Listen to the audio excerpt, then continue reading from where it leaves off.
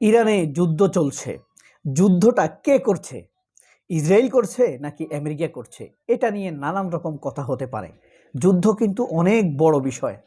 এত বড় বিষয় নিয়ে আলোচনা করার যোগ্যতা, জ্ঞান আমাদের কোনোটাই নেই। তবে একটি জিনিস স্পেসিফিক বলে দিতে চাই, বা আপনারা নিজেরাও অবজার্ভ করতে পারেন, সেটি হলো আমেরিকা কখনো যুদ্ধে হারে না। আপনি হয়তো বলছেন, আমি কেন ইরানের কথা বলছি না? ইরানকে আমিও পছন্দ করি।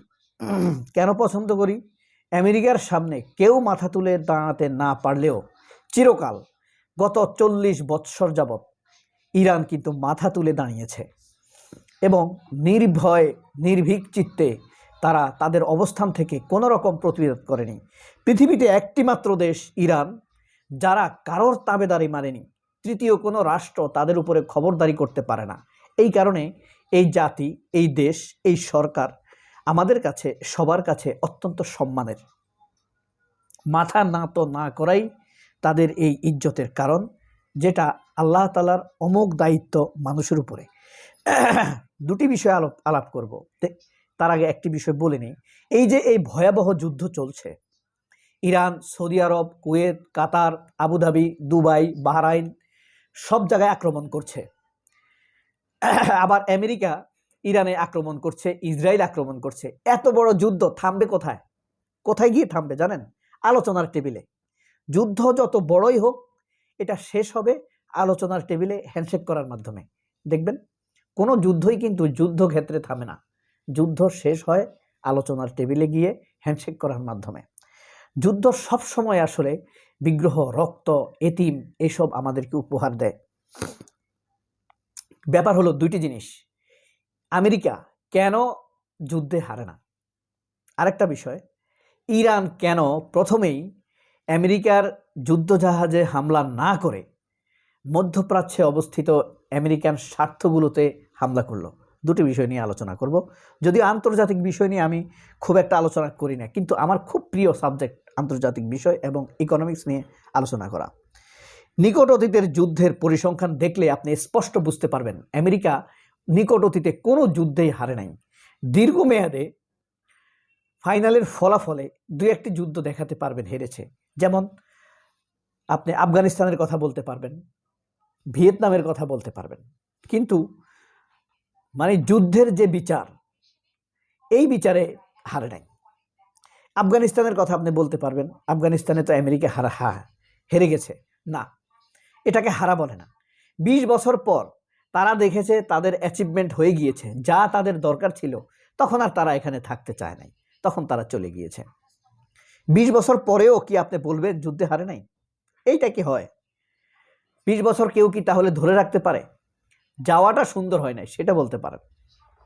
এরপরে আপনি ভিয়েতনামের কথা বলতে পারেন, সেখানেও আমেরিকা যুদ্ধে হারে নাই। তাদের যা অ্যাচিভমেন্ট সেটা তারা নিয়ে গিয়েছে। এখন আপনি আশেপাশে যে জিনিসগুলো দেখেন, প্রথমত আমেরিকা যুদ্ধ করে মূলত তাদের ভূখণ্ড থেকে হাজার হাজার কিলোমিটার দূরে গিয়ে। তাদের ভূখণ্ডের আশেপাশে তারা কোনো যুদ্ধ করে না, যুদ্ধে জড়ায় না।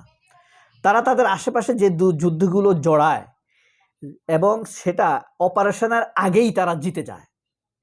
যেমন আপনার ভেনেজুয়েলাতে মাস দুয়েক আগে তারা যেই অপারেশন চালিয়েছে, অপারেশনের আগেই তারা তাদের বিজয়কে নিশ্চিত করেছে। 2003 সালে আপনি বলতে পারবেন ইরাক, আফগানিস্তান এইসব দেশগুলোতে হামলা করেছে। আমেরিকা থেকে 11,000 কিলোমিটার দূরে ছিল এই প্রাচীন মেসোপটেমিয়ার এই এলাকা। সেখানে বাগদাদ জাদুকর ধ্বংস হয়েছে, আমেরিকার চূড়ান্ত বিজয় হয়েছে। মধ্যপ্রাচ্যের বাদশাহ, সুলতান শাসিত দেশগুলোতে পাকাপাকিভাবে অনেকগুলো ঘাঁটি গেড়ে নিয়েছে, আর তেল সমৃদ্ধ দেশগুলোকে তারা তাদের আয়ত্তে নিয়ে নিয়েছে। ইরাক কি এখনো তাদের আয়ত্তে নয়? ইরাক থেকে কি তারা এখনো তেল নেয় না? সেখানেও তাদের বিজয় হয়েছে। 2001 সালে শুরু হওয়া মার্কিন আফগান যুদ্ধ 21 সাল নাগাদ এটা চলেছে, এটা আপনি বলতে পারেন। 11,900 কিলোমিটার দূরে অবস্থিত এই যুদ্ধক্ষেত্রে তারা বলতে গেলে তাদের একজন সিভিলিয়ানও হারায় নাই। আপনি হয়তো বলতে পারেন ওই যে অমুক জায়গায় এটা বলছে, মানে গুপ্ত হত্যা, এটা মারা গেছে। এটাকে আসলে যুদ্ধের মারা বলা যায় না, তাই না? 1,70,000 আফগান নাগরিক মারা গেছে। সেই তুলনায় আমেরিকার কয়জন নাগরিক মারা গেছে? ধরেন 50 জন নাগরিক, ধরেন 500 নাগরিক মারা গেছে। আপনি যদি ধরেন একদম কাল্পনিকভাবেও 500 নাগরিক, তাহলে কত পার্সেন্ট হয়? 1%ও হয় না, 0.5%ও হয় না, 0.30% হয়। তাহলে বুঝতে পারেন তারা তাদের প্রস্তুতি কি থাকে। রহস্যটা কোথায়? রহস্য হলো যেখানে তারা যুদ্ধ করবে সেখানে বড় একটি অংশ থাকে তাদের কারায়ত্ত করার জন্য। ভারত হলো দখল। আমেরিকা কিন্তু যুদ্ধ করে দখলে নেয় না। তারা তাদের অ্যাচিভমেন্ট অর্জন করার পর, মানে টার্গেটগুলো নেয়ার পর তারা সেটা ছেড়ে দেয়। ভারত কিন্তু দখলে নেয়, ইসরায়েল কিন্তু দখলে নেয়। ঠিক আছে, আপনার সিকিম দখলে নিয়েছে ভারত, হায়দ্রাবাদ দখলে নিয়েছে, হায়দ্রাবাদের নিজাম দখলে নিয়েছে, কাশ্মীর দখলে নিয়েছে, এরকম আরও প্রায় 23টি প্রিন্সলি স্টেট তারা দখলে নিয়েছে। তো এভাবেই আমেরিকা কিন্তু যুদ্ধে হারে না। আরেকটি বিষয়, দ্বিতীয় বিষয় যেটি আলাপ করতে, ইরান মার্কিন রণতরীগুলোকে আক্রমণ না করে কেন কাতার, সৌদি আরব, দুবাই, বাহরাইন,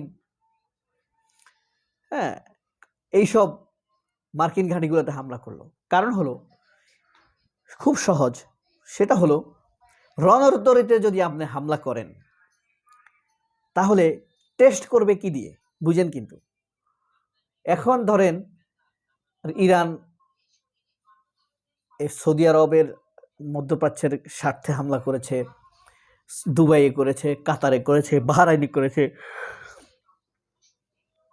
এখন ইরান দেখতে পারবে যে ওই রণতরীগুলো থেকে ইরানের উপরে যে আক্রমণ হচ্ছে সেটা কোন মাত্রায় হচ্ছে,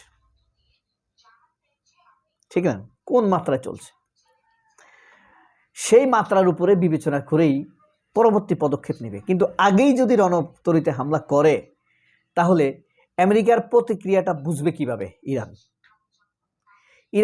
ইরানের সামরিক প্রযুক্তি আমেরিকার তুলনায় খুবই নগণ্য, কিন্তু সাহস এবং কৌশল আমার মনে হয় আমেরিকার চাইতেও এগিয়ে। ইরান কিন্তু হারবে না, নিশ্চিহ্ন হবে। আপনারা হয়তো ভাববেন নিশ্চিহ্ন হবে, হারবে না, এটা কেমন কথা? কারণ হলো ফিনিক্স পাখির মতো তারা যে কোনো ধ্বংসস্তূপ থেকে আবার জেগে উঠবে, আবার তারা তাদের হারানো ঐতিহ্যকে ফিরে পাবার জন্য লড়াই শুরু করবে। এটা তারা তাদের 8,000, 10,000, কেউ যদি স্পার্টা 360 সিনেমাটা দেখেন তাহলে বুঝবেন পার্সিয়ানরা যুদ্ধ প্রতিরোধে কত ভয়াবহ পদক্ষেপ নিতে পারে। তারা দুর্দান্ত যোদ্ধা, ঠান্ডা মাথায় যোদ্ধা জাতি পৃথিবীতে এমনটি বিরল। আপনি ইরানের ব্যাপারে আমার হলো এই জাস্ট একটা ধারণা, প্রথম ভিডিও করলাম, সাড়া পেলে হয়তো আরও করব। সবাই অনেক ভালো থাকবেন, অবশ্যই খোমেনির জন্য দোয়া করবেন। পৃথিবীতে এমন সম্মানিত নেতা আপাতত নেই। এক কথায় আমি বললাম, ভিজুয়াল রাজনৈতিক গ্লোবাল সম্মানিত আঞ্চলিক বা মুসলিম বলেন, নিপীড়িত মানুষের বলেন, অথবা আগ্রাসন বিরোধী বলেন, যেই দৃষ্টিকোণ থেকে আপনি বিবেচনা করেন না কেন, খোমেনি একজন সম্মানিত নেতা। তার ইসলামের কথা আপনি বাদই দেন, সে যে মাথা উঁচু করে লড়বার মতো যে হিম্মত, সাহস, পৃথিবীতে এরকম নেতা খুব সহজভাবে বলে দিবেন নাই। আওয়ামী, কাওমি, জাউরা, বাউরা যত কিছু বলেন কোথাও নাই। দেওবন্দ, শেওবন্দ এগুলা সব আতাতকারী। অনেক ভালো থাকবেন। ধর্মের বিচারে বলি নাই, মানবিকতা এবং রাজনৈতিক বিচারে বলছি। আল্লাহ হাফেজ, আসসালামু আলাইকুম।